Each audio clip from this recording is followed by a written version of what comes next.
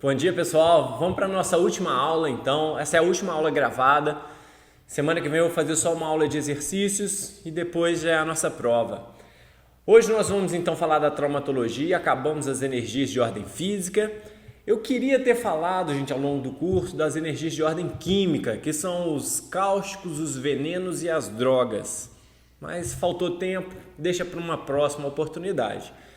Hoje nós vamos falar então das asfixias. As asfixias são classificadas como energia de ordem físico-química, tá? Físico porque tem a constrição, impedimento do oxigênio no sangue, nas células, e química por causa de algumas ações químicas decorrentes disso aí, tá ok? Então vamos começar então nossa última aula expositiva. Vem comigo, Sirley, solte a vinheta.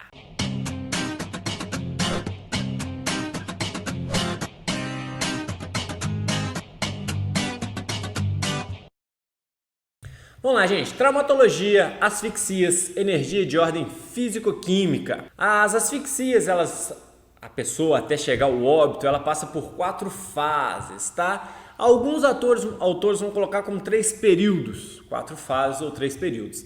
A primeira fase, olha aí, é a fase cerebral.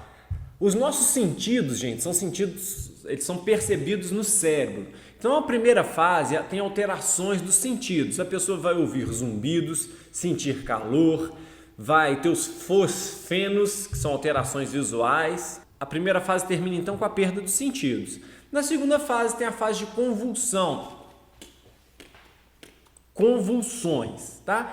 E a terceira fase, que aí tem gente que divide em terceira e quarta, é a fase respiratória e a fase cardíaca, a fase em que vai perder a respiração e perder os batimentos cardíacos, que aí já começam a aparecer os sinais de morte. Então, a diferença de quem divide para 3 ou 4 é essa. A primeira é a fase cerebral dos sentidos, a segunda a fase das convulsões e a terceira são as que já aparecem sinais de morte. Tem gente que divide em terceiro e quarto. Quais características, quando a gente vê um corpo, a gente fala, opa, esse cadáver morreu por asfixia?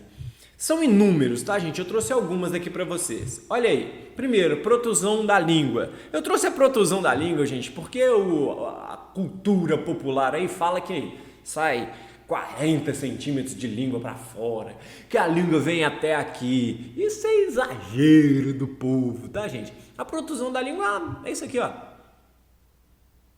Tá? Uma protusão simples, pequena, mas que é sinal de asfixia. Então, a protusão da língua é sim sinal de asfixia, só não sai 40 centímetros, que nem dizem por aí.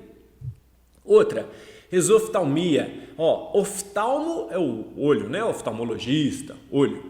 Exo para fora. Então, a exoftalmia é porque o olho também tem um pouquinho de saída, sai um pouquinho. Mas não é sai aqui, esse tanto, não. Só um tiquinho, só um pouquinho para fora. Terceiro, cogumelo de espuma. Essa é importantíssima. Cogumelo de espuma, gente, é uma salivação que fica aqui na boca, ó. Fica um acúmulo de saliva aqui na boca. Por quê? Imagina que você está com a saliva na boca ali, lutando para sobreviver, sem ar, e começa a fazer um movimento de vai e volta. Isso aí vai acumulando saliva, fica aquela borbulha aqui no entorno da boca. Esse é o cogumelo de espuma. O cogumelo de espuma, gente, ele é patognomônico de asfixia, tá? Toda vez que você vira um cadáver e nele tiver cogumelo de espuma, entendendo aquela espuma de saliva ao redor da boca, isso é sinal de que foi asfixia, isso é patognomônico. Pode bater o martelo, foi asfixia. O último que eu trouxe aqui são as manchas de Tardieu, né? Fala Tardieu. O que são as manchas de Tardieu? São petequias nos pulmões e nos corações. Vocês lembram o que são as petequias? Ai, puxa na memória aí, o que são as petequias? Petequias são equimoses pontuais.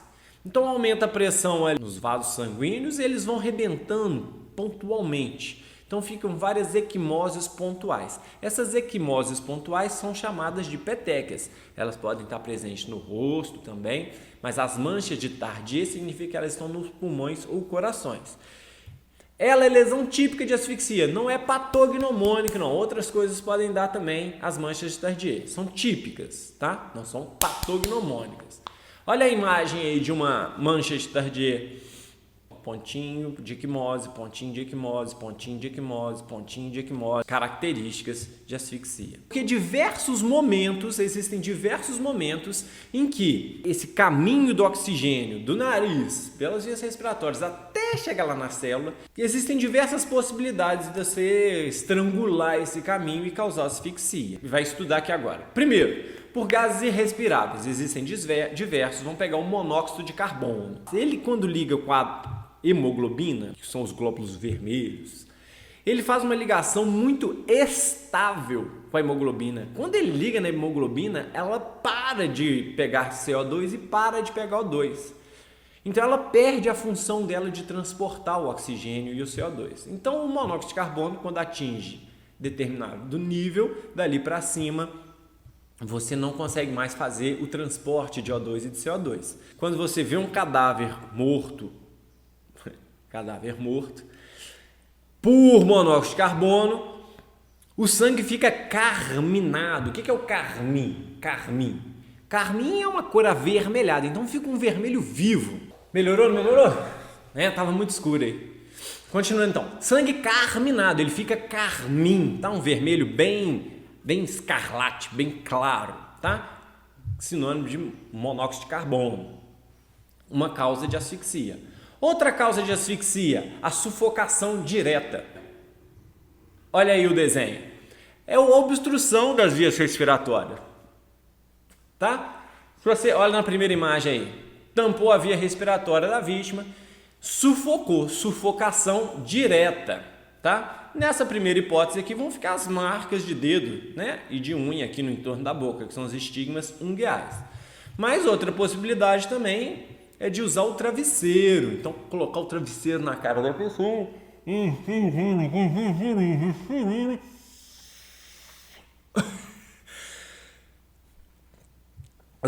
E ela acaba morrendo por asfixia. Então, esse é o tipo de sufocação direta, tá? Sufocação direta. Mas tem também a sufocação indireta. Na sufocação indireta, então, a gente tem o músculo do diafragma e o peito aqui não consegue mais expandir, tá? Como não expande, você não consegue que o oxigênio entre lá dentro. Então, quando as pessoas morrem na multidão, aquela multidão, uma aglomeração, elas ficam tão apertadas que não conseguem respirar. As vias não estão obstruídas, então não é sufocação direta. É sufocação indireta, porque apesar das vias estarem livres, a pessoa não consegue o movimento do pulmão, tá? Para poder respirar. Então esse é um caso de sufocação indireta. Vamos às imagens. Essa primeira a gente já viu. Essa segunda, olha só isso aqui, gente. Isso aqui é um milho que obstruiu as vias respiratórias. Se o milho obstruiu as vias respiratórias, então a gente tem uma sufocação direta.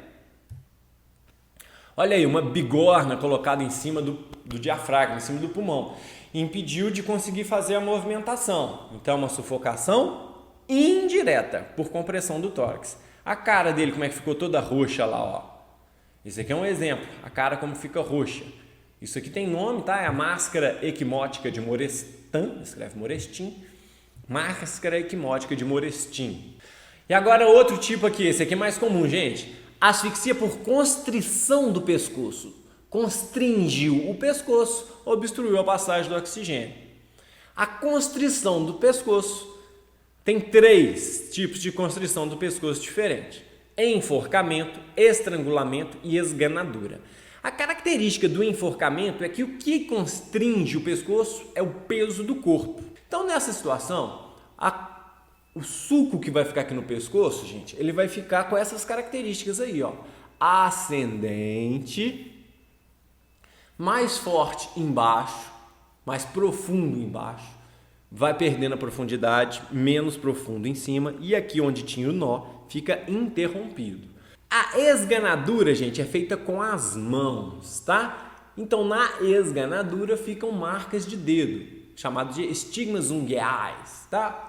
Estigmas é marcas, ungueais de unha. Então, estigmas ungueais, marcas de unha no pescoço ou de dedo.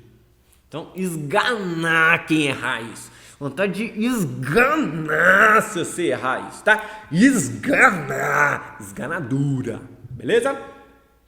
E o estrangulamento é qualquer outra constrição do pescoço que não seja nem esganadura nem enforcamento. Então, um caso muito comum é o estrangulamento antebraquial, tá? A gravata, né? Outro possível é usando corda, usando fita, usando qualquer coisa assim. Por que é diferente? Porque no enforcamento ele é ascendente. No estrangulamento ele é horizontal. No enforcamento ele é mais profundo, no lado oposto ao nó. No estrangulamento ele é contínuo, a profundidade é constante. Olha aí as fotos. Essa aqui primeiro, ó, o cara pegou com a mão, ficou marca de dedo aqui, estigmas ungueais e digitais no pescoço, a gente está falando de esganadura. O segundo aqui, ó, famoso, a gravata, né, o mata-leão, estrangulamento. E por último, o último tipo de asfixia que a gente vai estudar é por alteração do meio. Coloca a pessoa no meio com oxigênio, ela respira. Se colocar ela no meio sem oxigênio, ela morre por asfixia, por alteração do meio, tá? Colocou no meio líquido, afogamento. Afogamento não é só em água não, tá, gente? Tonel de cachaça, o cara caiu num tonel de cachaça. Ah, morri feliz. Morreu feliz, mas morreu, tá? Morreu por afogamento. Meio líquido. Se o meio era sólido, é o soterramento.